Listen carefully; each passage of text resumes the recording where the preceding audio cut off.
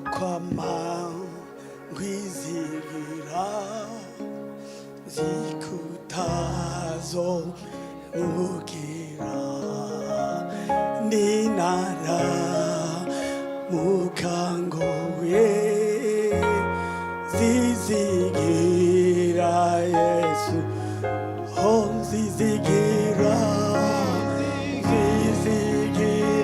ngiriho kugeza hazojisha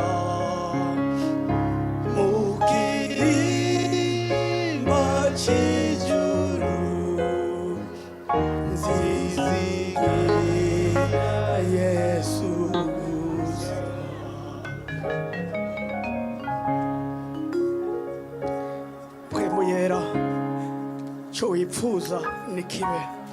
Holy Spirit, whatever you want, let it be.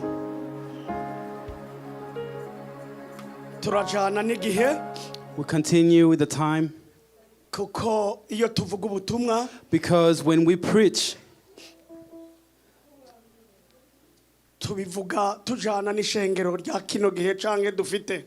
we preach going with the time of these congregations, today's congregation.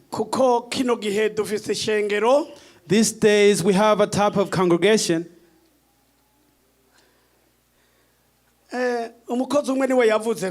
One servant said this. The servants, we having problems in the congregation. Or preachers in other words. Because the singers, even if they take time, in this today's congregation there's no problem. But most of the time the problem is going to come to the preachers. If we took time to pray, and me, I could just use 5 minutes, and then we go home because we took too long. It's going to come back to the person who preached because they said they took too long. That's why I say that we go with time.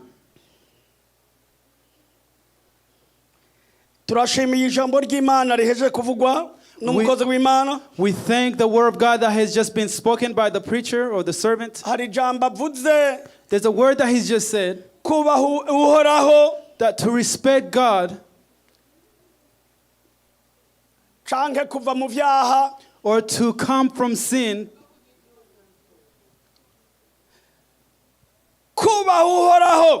to respect the Lord. He even touched the head. It is the wisdom. To stop sin, it is where the wisdom comes from. It taught me. Because stopping sin, that is what it means to be saved, but now today's congregation, that's how they take it. I'm not sure where we take it from or where we get it from. Or to be saved in today's days. Because to be saved, or to be saved,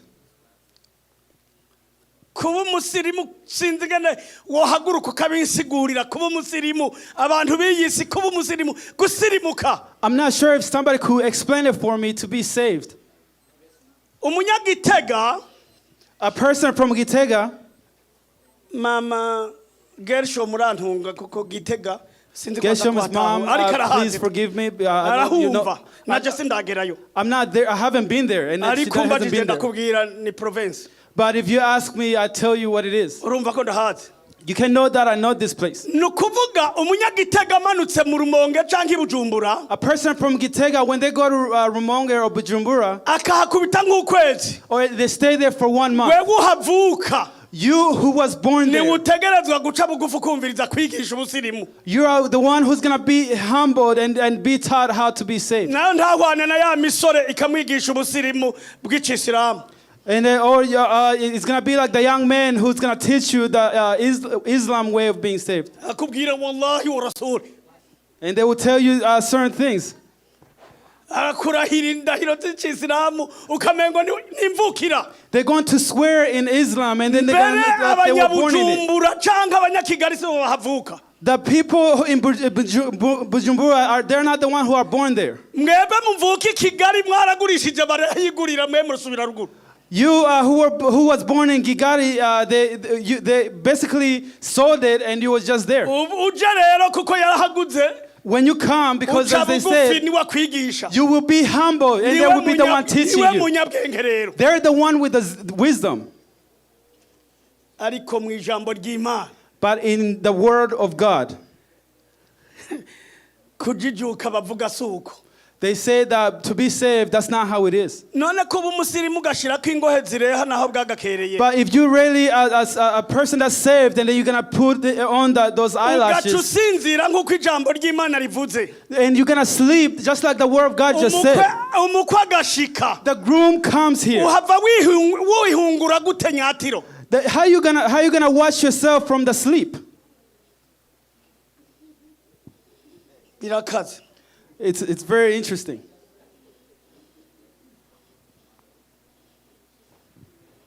umwe avuze ngo banza kuzikura gusokora. One person just said they're gonna remove it by force. wibaza ko bose You think that everyone batari bafise ubwenge. you think everybody didn't have wisdom? turavyumva Bibiliya ivuga ibijuju. We hear what the Bible has to say. It says fools. kandi kijuju ntabwo uri bukibwire ko ari kijuju. And a fool, you cannot tell them that they're a fool. usanga biki gihe ari we munyabwenge. Today, you're going to find that they're the one who are considered smart. wewe wigora ukambara nk'umukristo. You who go out of your way to dress like a Christian, uhindukira ukaba ikijuju. you are gonna one who's going to turn around and become the wewe fool. uza ugasenga Imana. You who come and then you ni pray, wewe atakintu uzi. you are the one who doesn't know anything. Mani tugirire imbabazi. May God forgive us. Kwijambo tugiye kwiga ko canke kuvuga ko On the word that we're going to talk about, ni jambo narihaye icigisho rarizi. and I already gave it the teaching. ni jambo twamako. It is the same word that we already talk about. usanzwe uzi. And you already know this word. ariko mpwemu abitanga kwinshi. But the Holy Spirit gives it in many ways. tuza kuvuga ijambo kuba kugira igabo. We're gonna talk about a word which is ignorance. kugira igabo rivahe igabo rivahe. What does being ignorant come from? igabo ni iki? What is being ignorant? igabo dusanga riva mu mutima. We find that the ignorance comes from the heart. mu mutima naho. In the heart, mu mutima twahawe. in the heart that we're given, nta hantu hari ingwara kurusha umutima. there's no other place where there's sickness other than the heart. Bibiliya iwuvuga ko. And then the Bible also talks about nta this. kintu kiriho cibesha nk'umutima. There's nothing else that will lie to themselves other than the heart. turiga ku ijambo igabo. We're going to talk about a word which is being ignorant.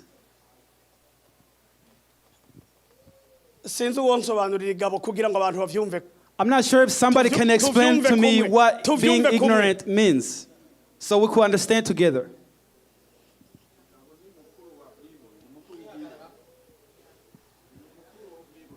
turumvise ibirundi bibiri. We have heard many meanings. kwihagararako. It is to be prideful. uwundi avuze ngo birava mu bwibone. And then and another person says it comes from pride. kwiyemera To be igabo. prideful. tuza kusoma niho tumenye igabo icarico. We're going to read so we can know what being ignorant means. Igabo rero, And when we talk about being ignorant, tuza kuvuga ku mugabo yabanye igabo. we're going to talk about for a man who was arrogant. Kuko igabo ry'ubu, Because the ignorance of today, risobanurwa kwinshi. it has many meanings. Hari n'abavuga ngo ntugatinye utakurusha amasengesho. Some people say that don't be afraid of the person who is not praying more than you. Kandi usanga avuze vyo. And most of the time you're going to find it telling the truth. Ndagutinya utandusha amasengesho. I'm going to be afraid of you and I pray more than you. Ndagutinye utandusha inka. I'm going to be afraid of you when I have a bigger cow. Ndagutinye utandusha mahera. I'm going to be afraid of you when I'm richer than you. Ndagutinye uri supervisor nanje ndi manager. I'm going to be afraid of you when you are the supervisor, I'm the manager. Ndagutinye uri mushikiranganje nanje n'umukuru w'igihugu. I'm going to be afraid of you when you're just a regular leader and I'm the leader of the country. Niho hava ijambo ry'ibihangange. That's where the words comes from, the great words. Mu Giswahili nasanze ari ijambo kiburi. In the Swahili, it's the same thing. Kiburi cha uzima. To be arrogant. Kiburi cha uzima. Reka tube turabwira Damiye niwaza kudufasha. We're going to ask Damiye, he's the one who's going to help us. Araza gusoma mu bami ba kabiri. He's going to read in 2 Kings. Igice gatanu. And that's chapter 5. Hanyuma ndaza kumukoresha nk'umusupervisor mu ma area. I'm going to use him like a supervisor in certain areas. Abami ba kabiri. 2 Kings. Ku murongo wa gatanu arahera kuri 8. Line 5. Chapter 5. Navuze kuza gukora 8. nk'umuntu nkoresha. You're going to be like a person I'm using. Abami ba kabiri gatanu ku murongo w'8 niho duhera. Ndiyo no tuhasanga umugabo tugomba kuvuga ko. Umutwe w'ijambo uravuga ngo Elisa akiza Namani imibembe. Maze Elisa wa muntu w'Imana yumvise ko umwami w'Abisirayeli yitantamuriye ko impuzu ziwe amutumako uti niki gitumye witantamurira ko impuzu zawe naze iwanje aramenya yuko mu Bisirayeli hari uvugishwa n'Imana. 9 Nuko Namani araza azana n'amafarasi yiwe n'imikogote yiwe ahagarara ku muryango w'inzu ya Elisa. 10 Elisa araheza amutumako uti genda wiyuhagire muri Yorodani ibiheta ndwi umubiri uraca usubira uko wahora nawe uzoba uhumanutse. 11 Ariko Namani aca araraka. Hagararaho nyene. Naho rero turondera ijambo ry'akagabo. That's where we are looking for the word arrogance. Bandanye. Arivumbura ati nahoze ngira ngo arasohoka ahagarare atakambira izina ry'Uhoraho Imana yiwe azungagize ukuboko hejuru yaho ndwaye ankize imibembe. 12 Mbega inzuzi z'i Damasiko Abana na Farupari ntiziruta amazi yose y'Isirayeli sinoshobora kuziyuhagiramwo ngahumanuka.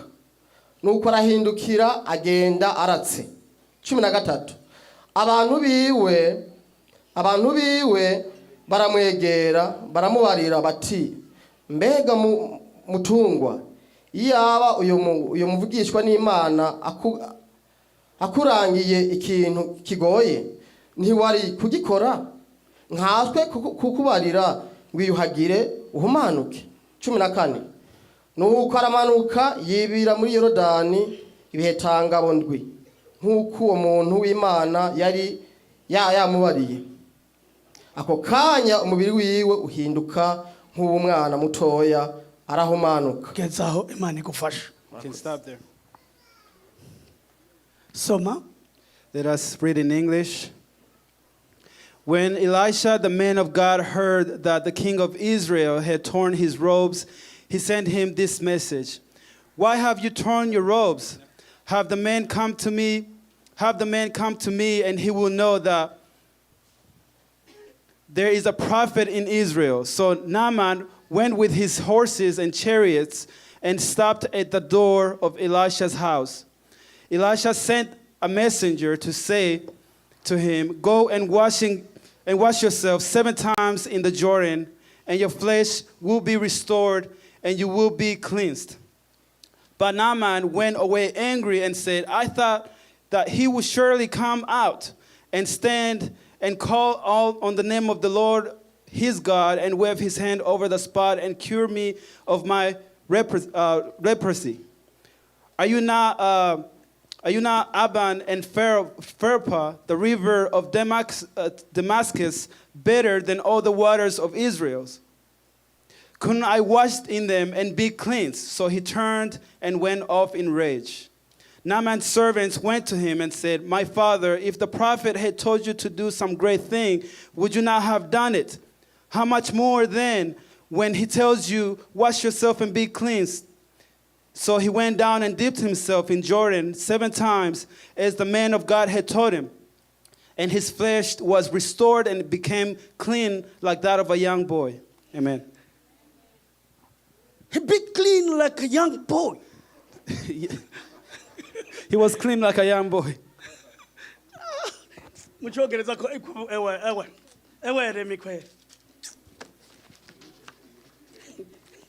He clean. He be clean like young boy. Yani no avuga neza neza. That's where it's said very precisely. Yeah, haravuga neza neza gosi. It's said very precisely.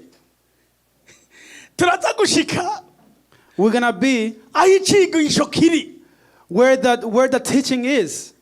Kuko Naamani ugiye gusoma. Because Naaman, when you go and read, yari umukuru w'ingabo. He was like a great leader.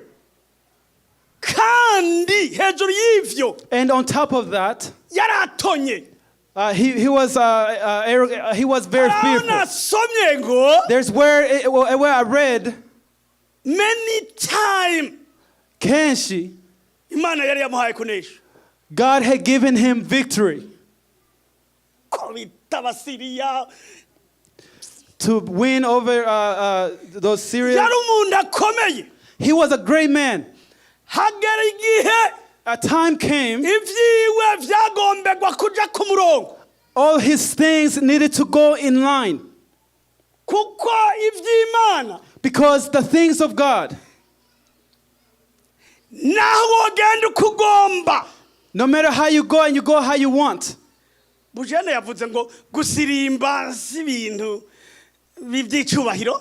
And Eugene was saying that to dance like he danced it's not very respectful. Another servant said that in that dancing,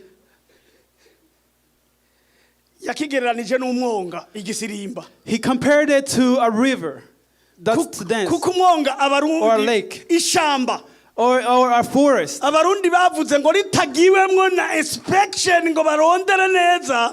the Burundians said that unless they inspect it very well, every lake is going to have an alligator. And then as you dance, and all the people who are committing adultery are inside. Those who are cussing, they're inside. Those who are out here gossiping, they're inside there. That's in the dancing, while we dance. I'm going to stop on the... Naaman was a great leader. But his arrogance rose above him. He had leprosy. imibembe singomba kuyivuga ko ntuhavuna umbona nabi imibembe ngene tuyita mwishegero. I'm not going to talk a lot about leprosy, so don't look at me weird. Ndayihoreye. I'm going to just stop on the leprosy. Ariko yari afise imibembe. But he had leprosy. Urasirimba mugabo. You're going to jump, but Hajya hasi hasigara utuntu. there on the floor, there's something is going to be left there.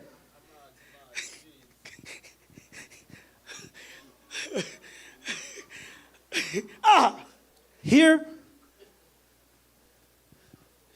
igikuru. here, the main thing. Jewe ngomba kukugereraniriza na Yorodani. Here, I want to compare you to Jordan. Ubanze ureke icubahiro riko ngaha. You can stop being respected by here. Bisaba inshuro ndwi ndazo ndakubari. It takes 7 times. That's what I'm going to tell you. Zitandatu ntigishoboka. 6 times, that's not possible. Inshuro zitanu ntizishoboka. 5 times, that's not possible. Aho. Here.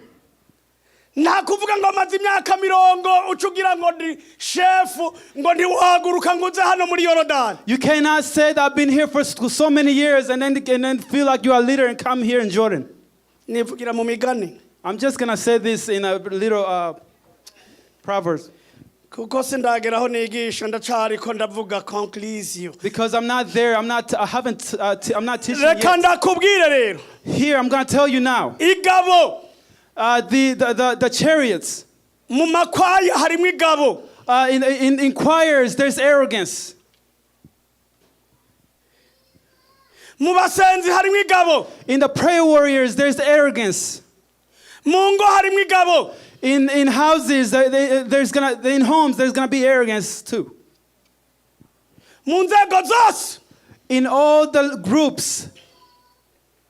Kandi ico gihe bigira ingaruka. And then at that time, there's gonna be bad consequence. Iyo mu rugo hinjiyemo igabo. In your home, when there is arrogance, ntigubakwa. It's not gonna be built. Iyo hinjiyemo igabo. When there's arrogance in your home, urugo ntirurama. Your home is not gonna persevere. It's not gonna be built. Iyo mwikwaya huzuyemo igabo. When in choir there's a lot of arrogance. Iyo kwaya ntirama. That choir is not gonna persevere. Iyo mu gikozi huzuyemo igabo. In the servants of God, when there's arrogance, uburongozi ntiburama. The leadership, they're not gonna persevere. Kandi ivyo ndabikubariye. And I'll tell you this. Uyu Namani rero. Here, Naaman, yagumanye igabo ryiwe. He kept his arrogance. Haza umuntu aravuga abwira nyinabuja. And then a person came. Aramubwira ati. And they told him this. Mabuja. The father. Hariya Samaria. There in Samaritan. Hariya umukozi w'Imana. There's a servant of God. Mu bundi buryo yamubwiye hariho ruhana bangusha. There's a servant of God. Uyakozako. They're just going to touch you. Namani ntiyavyanse. Naaman did not disagree. Ico tugomba kuvuga ni iki. What we want to say is this. Ikintu cica abantu. The things that kills many people. Kigora abantu kenshi. That it's hard for many people. Niki umuntu. It's a person. Agumana ijambo nagira ngo. A person that keeps the word that I thought that. Hariho umukozi umwe. There's a one servant. Yamanye intundu yo kuba pasitori. They always had a strong desire to be a pastor. Uyo muntu haragera. That person, a time came. Kuko Imana iraguha ubukozi. Because God is going to give you the leadership. Yabonye ko utuntuye kubera ubukozi. When you feel like you're very sad because you're not in leadership. Igavuga ati. And he's gonna say this. Igakora muri ubu buryo. And God is gonna do it in this way. Hari uwo yabwiye ati pfa kugenda. There's a person that he told, just go. Nta mahoro ugira imbere y'urugendo. You are not gonna have peace in your journey. Ngo pfa kugenda. When God tells you that, just go. Pfa kugenda. Just go. Ugira ibibazo. you're going to have problems. nyamupasitori amaze gushika mu bupasitori When that pastor finally became a pastor, yambara ikoti nyene nk'uku nyene they wore a suit just like this. ararindira ko ba bakozi yahora abona bameze neza And he waited for like just look like that, those other pastors who always look good. inda imeze nk'izi gwacu The stomach is going to be like this of ours, canke nk'iyo gwawe or the one you have. ahubwo abandanya abona iyi wiwe isubira mu mugongo He just saw that his stomach was just going to the back. turi kumwe Are you following? umukozi yagize gute What did the servant do? yasanze inda itaduka Yeah, he found that his stomach was not getting bigger. none ibi isi bigira 10 kweli Here, isn't this the 10th that you're the vyamba ariko offering? aribaza aca yibaza ngo nibigira 10 When Jump is thinking about, he's thinking about it's going to be the 10th. agacaza rero nubwo ayifise akagomba kongerereza He's going to come that even though he has it, he wewe rero wants to make nyamukozi it bigger. inda yaciye isubira mu bitugu But his stomach, it just went back. It became smaller. araraba ko yama miliyoni yagira ngo bariya bapasitori bararya He waited for the millions that he thought the pastor were eating.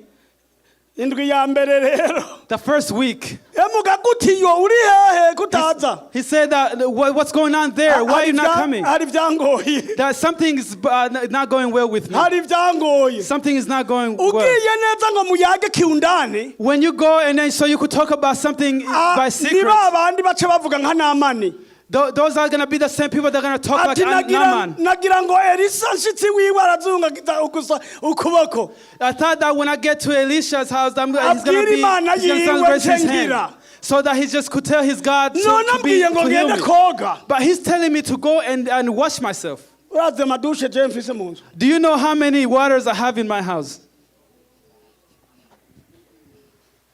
urazi inzuzi ama piscine arabara ahantu meza Do you know how many pools that I have? Beautiful pools. iyo abari ukwiyoga sinari kugendayo If I wanted to go and wash myself, wasn't I going to go? nagira ngo I thought that.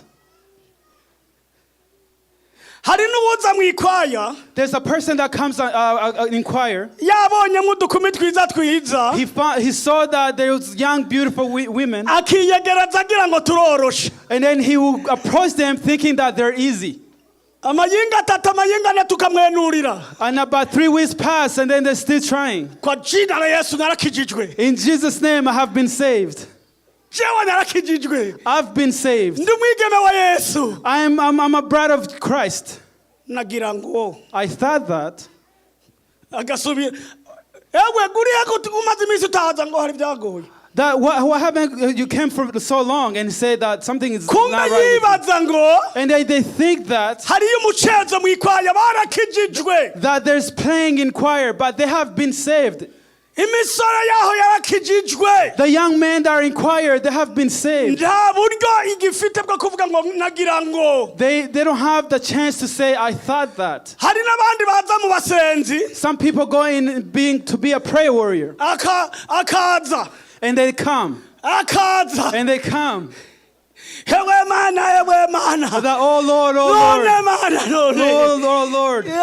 gome Oh yes. ngo bamubwiye ngo ufukamye ngo ucuronka mpwemu yera And they told him that if you just bow down, you're just going to receive the Holy Spirit. wo kuja he To go where?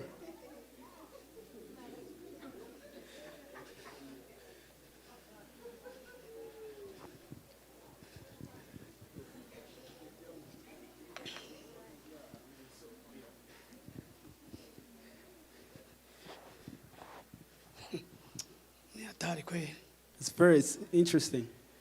igabo To be arrogant.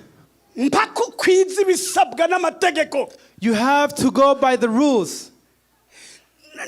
maze imyaka myinshi nta ngabire mfise I've been here for so long, many years, and I don't have any gift. And I'm in prayer group. ndi mu basenzi I'm in the prayer group. nta ngabire mfite I don't have any gifts. none imana impora iki Why is God being so mean to me? inshuro ndwi 7 times. igabo niryo ryabugize amashengero amwe kutabatizwa mu mubiri wose mu mazi menshi Arrogance is what stopped many people from being baptized in many waters, a lot of water. bakazana akagerasi And they will come with a little glass. uhwanye n'umupasitori ariko akubatiza wewe If you face a pastor that is ukagomba baptizing you, kuza n'igabo and you want to be arrogant, mufuma mujana mu mazi you are going to dip with him in the water. muribira mwese ndakubwije Yeah, you're both going to dip in the water. utagovye ko n'amazuru n'amatwi yazagenda kumviriza ivy'ubushegu n'amaso yo kuraba ibishegu bitagiye mu mazi. If you don't want your eyes to go in the water too, murareremba mwese na pasitori you are going to all float with the pastor mpaka kwibije wese until he dips you all the way. we navyo urumva abantu bavuga ngo urya yarakijijwe mugabo akaboko ntikarakizwa. You heard people say that person was saved, but that other hand is not saved yet. urya yarabatijwe mugabo akanwa kiwe That person was baptized by his mouth. ndikibiye kabisa. He did not dip in the water. Igabo That is being arrogant. Bwana Yesu atuhurumie sana. May God forgive us. ubwirizwa gukwiza ibisabwa n'amategeko You have to go by the rules kugira ngo ukizwe neza so that you may be wibira saved. inshuro ndwi. So you're gonna dip 7 times. ndibaza ko namani yibiye irya mbere I'm pretty sure that Naaman was also dipping the first time. hanyuma akavuga ngo none ibindi none maze kwibira mpaka inshuro zitanu. And then he would tell himself that I've dipped 5 times. What's going on? 6 times. ebana ndiruhiye bwana. I'm tired. hariho umugabo umwe yatubwiye There's one man that taught us ngo turi n'Imana wewe that we have God. ca gitero caza gufata Yesu iyo akiruka That those soldiers who come in to get Jesus, if he iyo ran, agahunga if Jesus had ran, twaba turyambaye. we were all gonna be ariko destroyed. yavuze muronderande But Jesus said to them that who are you looking nimba for? murondera Kristo ndi hano. If you're looking for Christ, I'm Bwana here. Yesu asifiwe sana. Praise the Lord. Jamani haleluya. Hallelujah. nuko niko turiko tuvuga ku byerekeye igabo. That is what we're talking about. It's arrogance. twavuze ko ijambo igabo We talked about ryishe ibintu arrogance, byinshi. that it kills many things. igabo rituma ugenda uko utari kugenda. The arrogance is going to cause you to walk in a way that you igabo shouldn't have walked. rigutegeka byinshi utari gukora. Arrogance is going to command you many things that you weren't going to do in the first place. igabo rituma uteba mu nzira. Arrogance is going to cause you not to be in the way. ariko abandi bavuga nta guteba mu ikorosi. That some people say don't take long to turn. waruzi umugani uvuga ngo uteba mu isoko bakayikwamburiramo. Did you know a proverb that goes that you might go in a store and then they're going to remove all your clothes? That is being arrogant. igabo ntiryubaka. The arrogance it does not igabo build. riguma rigushira ahantu wewe uguma uvuga ati ibyo ukora nivyo. Arrogance is going to put you in a space that's igabo telling you riguma everything you're doing is right. rigucinyiza. Arrogance is going to cause you to igabo riguma go down, rigushira mu kibanza. and then it's going to continue pressing you in one place. kubera igabo rituma rikwemeza ukuri gusa wenyene rikakwemeza. Arrogance is going to cause you to just agree with everything you're doing. igabo mu baririmbyi In arrogance in singers, nagiye ndaribona I've seen it myself. aho umuririmbyi azi kugonga neza Where a singer knows how to sing, agira igabo gwe utoshobora kumukura ahagaze. that they feel like they have arrogance and you yafashe cannot take them. umusimamo. And they feel like they stand still. emera wibira inshuro ndwi Just dip 7 times. haba mu rugo rwawe. Whether it's in your home. No, urazi igabo Do you know arrogance? ko umugabo avuga ngo je sinotegekwa n'umugore. That some men say that I cannot be led by the woman. abagore muzi ibyo mubandike amaboko. Those women who have ko hariho experienced that, who raise abagabo their hand. bashobora kuvuga ati jewe nta mugore yontegeka. That there are men who say that no Abagore woman ntimubizi. can tell me what to do. abagabo muzi neza yuko The man who knows that for hariho sure, abagore ibyo ari byo byose si uwiwawe ga. that there are women, simvuze uwiwawe. I'm not talking about yours, abagabo muzi neza ko the men who know for sure muri Amerika hariho abagore bavuga ngo jewe that in America there's women that says me, hawezi kuninyanyasa. nobody's going to tell me what to do. murabyihojeje ariko murabizi.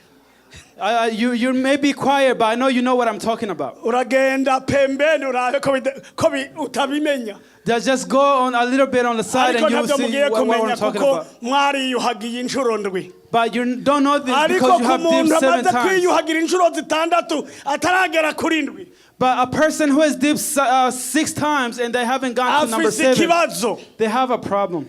ni ukuvuga rero namani To say is Naaman, wewe ivyamugoye yagumye agira ngo that what his problem was, he kept saying, I icisha thought. abantu rero benshi baguma muri labda And then that's what's killing many people. They keep in those terms. nagira ngo That I thought that. uzi ko hariho benshi You know that many baje gusengerwa mugabo bikabanza kuko isaha y'Imana itaragera many were prayed for, but because the hour of God has not been here. isaha y'Imana itaragera ntigishoboka When the hour of God is not here yet, it's not possible. wihanganire Continue to be patient. ivyo bintu bikugoye nimba bitarashoboka ariko bizoshoboka Those problems that are giving you Bwana Yesu asifiwe issues, sana. those going to be niyo possible. nama Praise the Lord. nokubwira That is what I'm going to tell you. ntuteshuke That don't give up. kuko ivyo wifuza kuhoraho bitaraba Because the things that you want from the Lord has not inshuro happened yet. z'Imana ntizirashika That means that the number of times of God has not come yet. ntitugiye guteba We are not going to take long. nadusomere kuri 15 Let them read on the line 15. 15 haravuga ngo hanyuma agarukana n'abantu biwe bose kuri uwo muntu w'Imana araza ahagarara imbere yiwe aramubarira ati noneho ndamenye ko atayindi mana iriho mu isi yose atari mu Bisirayeli enda rero niwabire ingemu nguhaye jewe umusavyi wawe amen. amen Bwana Yesu asifiwe sana Praise the Lord. iri jambo ryanryoheye ku muntu w'igabo I love this word for somebody with arrogance. yagize igabo ibihetangabo vyinshi He was arrogant many times. uyu mwana aje kubwira nyinabuja wewe ntiyarushe anavyemera When these servants were telling the father, they did not agree. aragera aho bitantamurira kw'impuzu bitantamurira kw'impuzu He came to the point where he tore his clothes. haragera umukozi w'Imana And then he came to a time where the iyo servant of avuga ati God, ndurinde kwitantamurira kw'imitamana that he told him that do not Mubwira tear your robes. mubwira ze That, tell him to come. aramenya uyu munsi He knows that today ko hariho Imana mu Bisirayeli that there's a God in the Bwana Israelites. Yesu asifiwe sana Praise the Lord.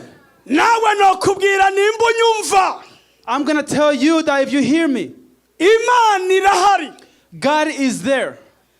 uyu munsi ntiba mu Bisirayeli gusa Today, he does not only live in the uyu Israelites. munsi ba mu bantu bemera Today, he lives in people who agree. natwe mu bemera turimwo Today, we also agree. We're also one of the people who agree. uyu muntu ararungikwa araza That person, they were sent and they Naaman came. araza Naaman came. ashitse rero Once he arrived, harageze ivyo yahiga canke yarondera there came what he was looking for. harageze umubiri wiwe A time came when his body, iyo utungana uraba nk'uw'umubiri w'umwana when he was restored and he became the body of a young boy. abaye gutyo When he became that way, yaciye azanana n'abantu biwe he came with his ashika people. imbere y'umukozi w'Imana And he came in front of the imbere servants of God. y'umuntu w'Imana In front of the servant of God. aravuga amajambo ashimishije neza And he said many good words that were guhera very uyu good. munsi That starting today, guhera iyi saha to start this hour, ndavyemeye ko I mu agree that, Bwisirayeli hariho Imana that in the Israelites Bwana there's Yesu God. asifiwe sana